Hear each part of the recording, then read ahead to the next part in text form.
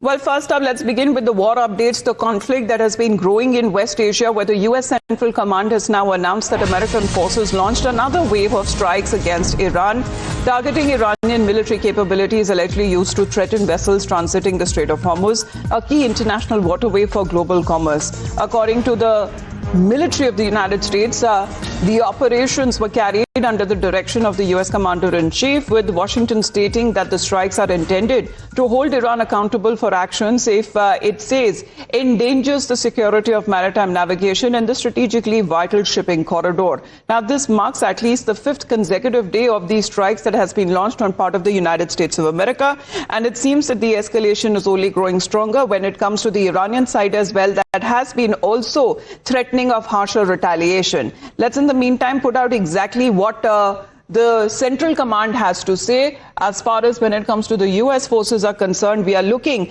at these fresh strikes on Iran, as President Trump has now been warning Tehran that it better behave. And this is an article that usually that we are looking as far as the U.S. forces, which have also reinforced the naval blockade measures against Iran by disabling an unladen oil tanker attempting to sail towards an Iranian port in the Arabian Gulf. And this seems to be another round of strikes that have now been carried out, at least 90-minute airstrikes that the CENTCOM or the U.S. military believes that they have targeted a strategic point in the Strait of Hormuz. Well, let's connect with Akansha on this. Akansha, good morning. Another day, another round of strikes that continue on part of U.S. military. Oh, absolutely, Amita. And the U.S. military, as has been indicated by the U.S. President himself, is now, in fact, looking towards expansion of these military strikes. So it is a concerning situation. It should be noted that this wave of strikes on Iran, the latest one, where even Iranian media is reporting, has again reported explosions on the various islands which have been targeted in the last few days, including Qeshm Island, Bandar Abbas and Chabahar. Yesterday, as we all know, the civilian watchtower in Chabahar port, which is used to monitor the movement of fishermen and maritime activity over there, was also targeted. So, and there is a strategy behind the CENTCOM when it is targeting these islands. They are strategic islands which are used to protect for the defense of the Strait of Hormuz, and also serve as an oil reserve for Iran.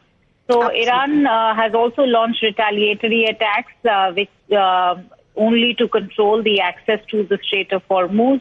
At the same time, the West Asian allies to the United States, particularly Bahrain and Kuwait, have reported intercepting missiles and drones. And the situation remains extremely tense. The United States has also declared that Lebanon and Israel have agreed on the structure and guideline for a limited withdrawal of Israeli troops from southern Lebanon. So there are parallel developments happening. Nonetheless, it's been amply clear that Lebanon's situation is having no impact whatsoever on the Strait of Hormuz. Well, that seems to be the case that we are looking at, because Iranian military capabilities, according to CENTCOM, that has been used to threaten vessels moving through the Strait of Hormuz that have been targeted. And it says that it had separately fired on a ship that was attempting to violate its renewed blockade of the Iranian port. So let's talk about this incident where the U.S. forces have said that the American forces disabled an oil tanker in the Arabian Gulf after it allegedly failed to comply with repeated warnings, and that attempted to sail towards Iran's Kharg Island in violation of a U.S. enforced naval blockade. According to CENTCOM, a U.S. aircraft fired Hellfire missiles into the vessel's smokestack, rendering it incapable of continuing its voyage to an Iranian port. Well, that seems to be the case again, Akansha, as I said, that when we are talking of Iranian military capabilities, that, according to the military of the United States, is being decimated.